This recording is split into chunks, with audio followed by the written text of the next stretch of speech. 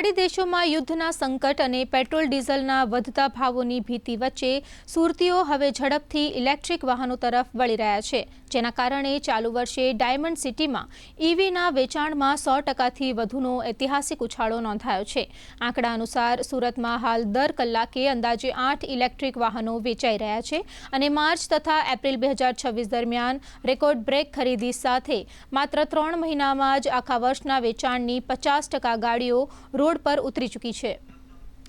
આપણે મોટર વાહન ખાતાની વાત કરીએ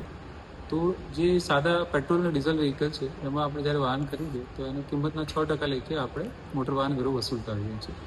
જેની સામે ઇલેક્ટ્રિક વ્હીકલમાં સરકારે આ વેરાની જે ક્વોન્ટમ છે એ ઘટાડીને ફક્ત 1% કરી દીધું છે। એટલે આપણે ટુ વ્હીલરમાં જોવા જઈએ તો લગભગ 4 થી 5 હજાર જેવો ફાયદો થાય છે અને ફોર વ્હીલર વાહન જોવા જઈએ તો કમસે કમ 15-20 હજારનો